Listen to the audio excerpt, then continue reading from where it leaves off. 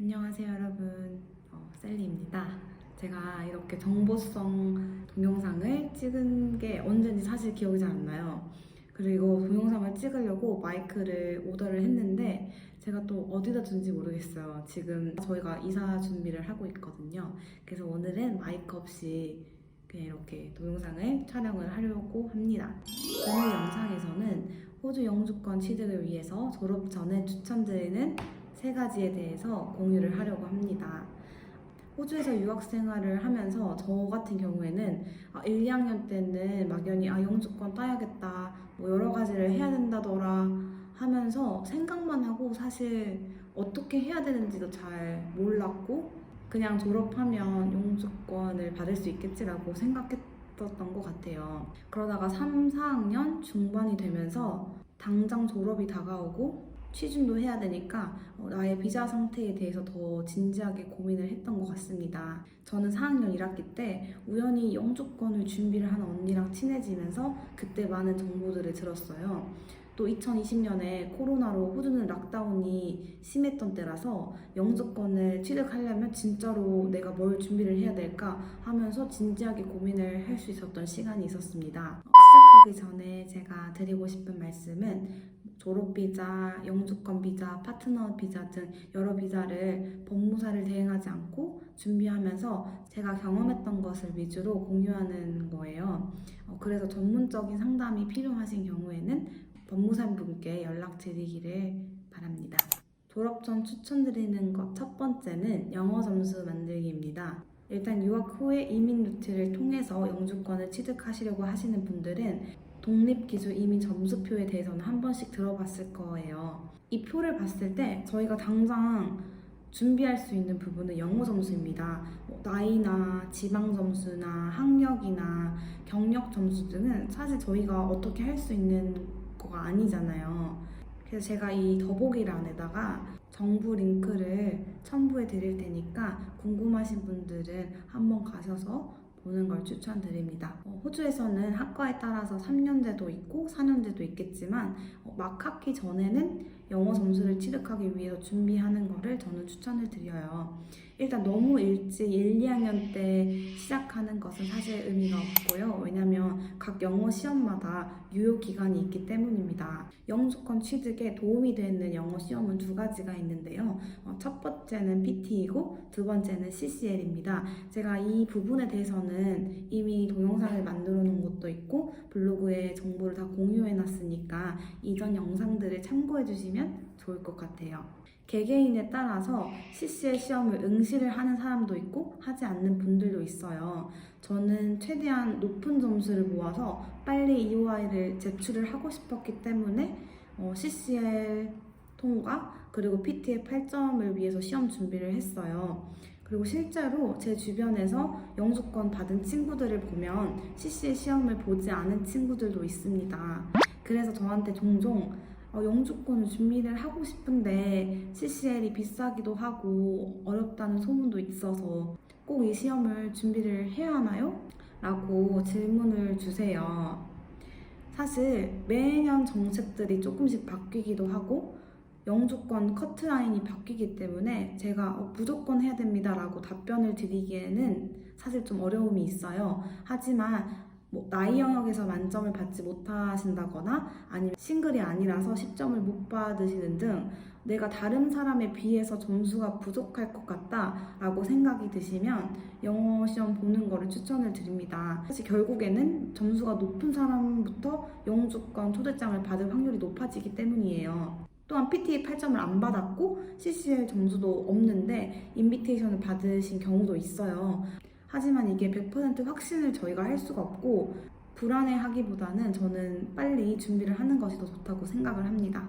그리고 두 번째는 비자 신청에 필요한 서류를 한 곳에 모아놓는 것입니다. 이제 졸업을 하게 되면 저희가 또 졸업 비자를 신청을 해야 됩니다.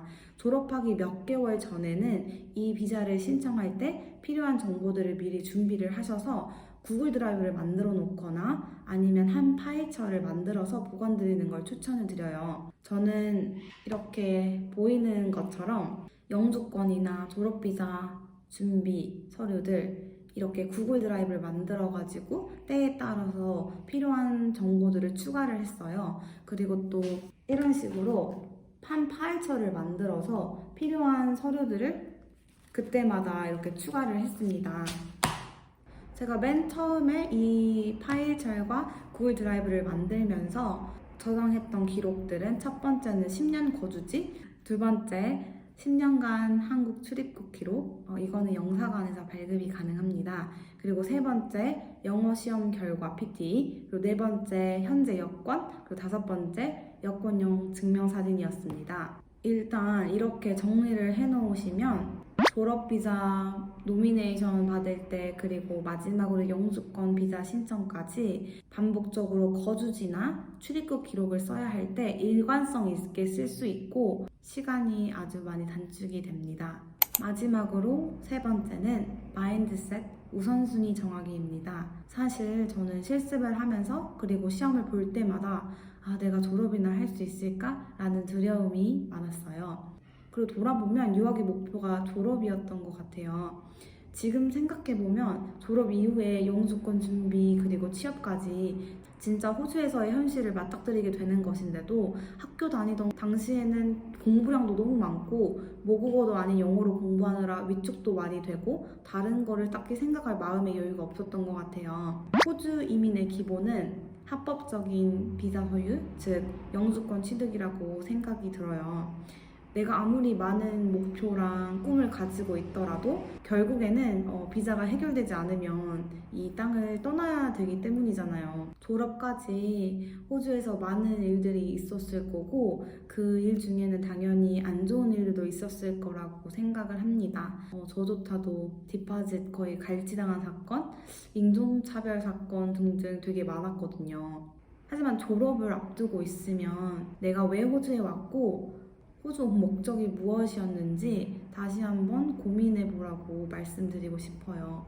특히 이민을 목적으로 오신 분들은 영주권 취득이 우선순위입니다. 나의 우선순위가 영주권 취득이라면 내가 지금 당장 해야 하는 것들과 포기해야 하는 것들이 무엇인지 확연히 보이게 되거든요. 직장을 다니면서 비자 준비를 할 때 가끔씩 약간 현타가 왔던 거는 돈을 좀 세이브해 놓으면 신체 검사에 졸업 비자 신청하고 돈을 조금 더 세이브해 놓은 것 같으면 영주권 비자 신청하면서 세이브한 돈을 다 썼어요.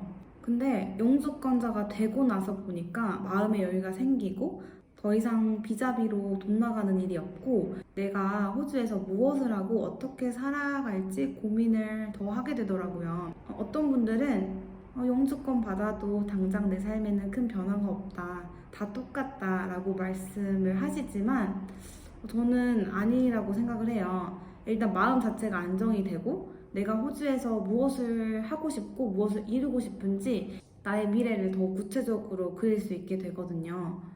유학을 준비하시는 분들 그리고 영주권을 준비하시는 분들 저의 경험이 도움이 되었으면 하는 마음에 말을 너무 장황하게 그리고 두서없이 한 것 같아요. 그래도 저의 마음은 전달되길 바라면서 오늘 영상은 여기에서 마치고 다음에 또 유용한 영상으로 찾아뵐게요. 그럼 안녕.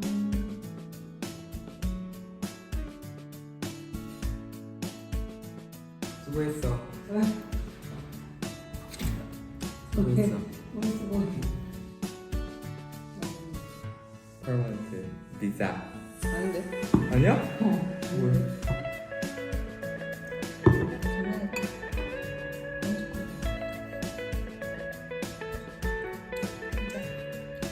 알아, 나 눈치 까버렸지. 나 다른 거 눈치 못 채는데 이거에서 진짜 사실 리액션 듣다고 할 거야. 너무 수고했어. 강자, 응. 강자, 나 영주권자. 오늘 교회에서 만났어? 어? 근데 또 나 안 좋은 소식인 거야.